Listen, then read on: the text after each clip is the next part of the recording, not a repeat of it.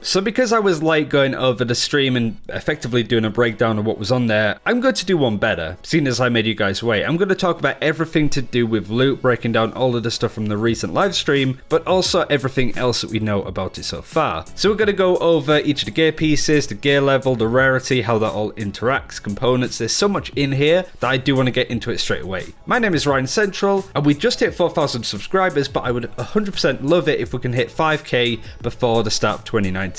2 weeks roughly. So if you're interested in Anthem content, then do subscribe. It would make me very, very happy. With that said, let's get on straight into the video. We start with the basic fundamentals and we start with the pilot level. Now this is just your character's level. You start at level 1 and you will go through the story, you'll do missions, you'll do free play and just do like public events, I suppose it'd be called, and you level up over time. We don't quite know what the maximum level is just yet, but let's say the maximum level at launch at least is going to be 50. So you go through the main story, you work your way up to max level, and that's where you can start doing endgame content. It's fairly straightforward, works the same as every other game, but the main point I need to make is that your level goes across all of your javelins. For example, you can't be level 46 on a ranger, but only level 8 on an interceptor. You will always be level 46 on all of your characters, but we'll talk about how you separate a well-geared suit versus one that you've spent 0 time on. As you are seeing on screen, this is the Colossus, and this is the Forge, where you customize and equip certain weapons, abilities, and also components. The main brunt of the customization is broken down into 5 separate areas. You of course have the weapon slot, which is fairly straightforward. You can equip 2 weapons at a time in there. You also have components, which we'll go over in a little bit more detail in a second, but you can equip 6 in total. And then you have the 3 gear slots.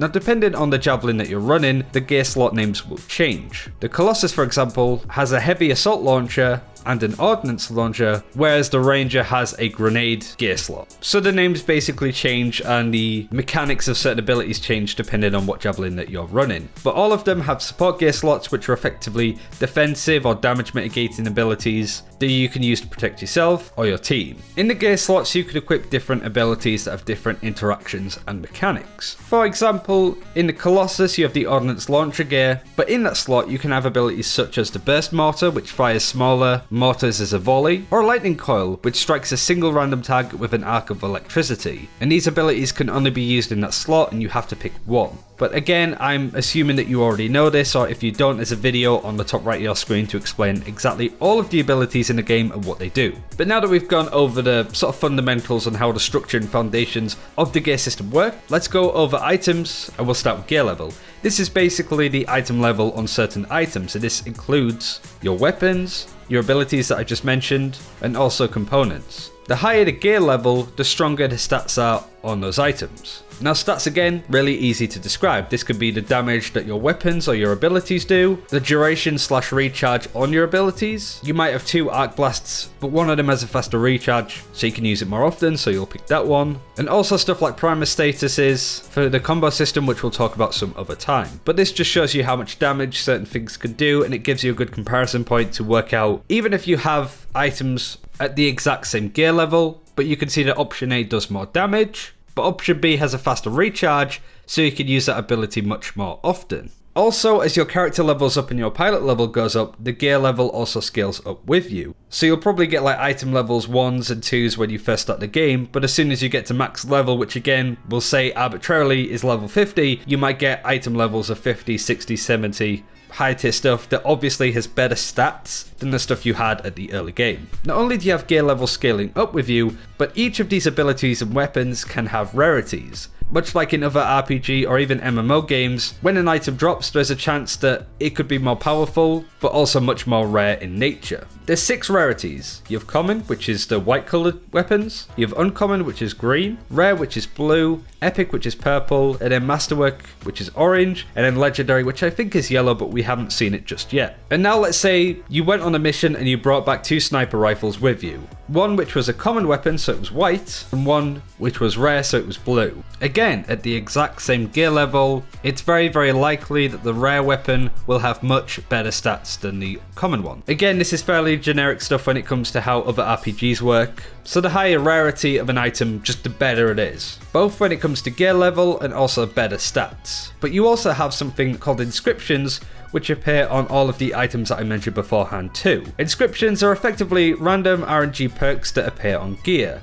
and the higher rarity of an item has more inscriptions. The common white weapons don't have any, the uncommon green ones have 1, rare has 2, epic has 3, and legendary goes up to 4, which is the max. And these tend to be 5 to 10% bonuses on, to quote, hundreds of different perks, such as increased base damage, melee damage, flight duration, explosive damage, frost damage, those kind of areas that could just randomly appear on your gear. It's there to add elements of RNG and flavor to gear pieces that say, for example, again, you got a sniper rifle but you got 2 rare ones. They will play very differently depending on the inscriptions that both of them have. Sniper A might do more impact damage, whereas Sniper B just lets you fly in the air for a lot longer. Now there's no way to actually re-roll certain inscriptions, such as if you get a bad drop and you want to change them. You'll either just have to go out in the open and hope you get luckier next time, or you can craft certain items and keep recrafting them until you get what you want. We'll go over crafting towards the end of this video. So those 4 areas that I've just mentioned tie together really nicely. You have the gear level, which gives you perspective on how good a certain item is. You have rarity, which adds a little bit more spice and a bit more luck to your drops, which will give better gear, but also higher rarity items will have inscriptions on them, which are random perks. Again, the rarity item, the more inscriptions you will have on them. And each of the items, the weapons, the abilities, and the components will all have effective stats or perks on them too. Now this all ties together when it comes to your gear score. This is your eye level in World of Warcraft, this is your light level in Destiny. This is how you give context to your javelin, perspective to your suit and where it is in the game. Remember all of the gear levels on each of your items? Well, the gear score adds all of those up together to form your overall gear score. Doing some quick maths, you add up the score of your 2 weapons, your support gear slot, your 2 offensive gear slots, and your 6 components. Add all of that together, and that gives you your gear score. Unlike World of Warcraft or Destiny, which tends to take an average, this is the sum of everything, which again provides context for maybe endgame content. The example that was used is this content is appropriate for somebody of this level. Let's say you're max level and you want to do a stronghold or even a raid. It might say the gear score recommended is 400, but you're running it at 375. So you know that you need to get better gear, much more rare items, and buff up your whole gear score level to be able to compete with that stuff. And it's the main focal point of the power of a javelin. These are the kind of things that you'll see in YouTube titles or Twitch titles. Running a level 450 Colossus on the first day means that they're progressing and much stronger than somebody that's running a gear score level of 25 on their Ranger. So that's how it separates those big beefy javelins that have done endgame content and have amazing gear on them versus that interceptor that you never played, which will probably have a gear score of about 1.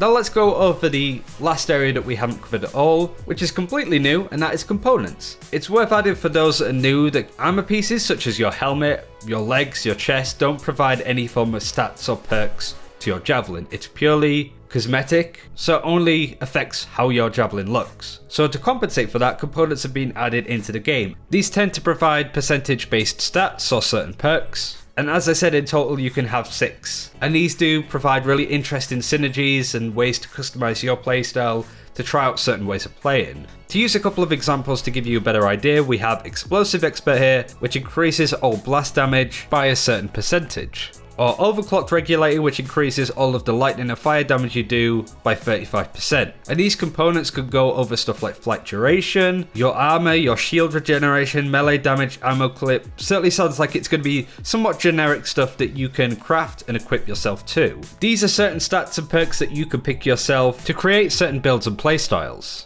For example, you're running a lightning build on your Colossus, so you want as many components like the Overclocked Regulator, but you also might want to run stuff that decreases your cooldown on certain abilities or how fast your ultimate respawns. These are just random ideas that I'm thinking up off the top of my head, but it does give you an idea on how these components work. It's also worth adding that in addition, components also have gear levels, rarities, and also inscriptions attached.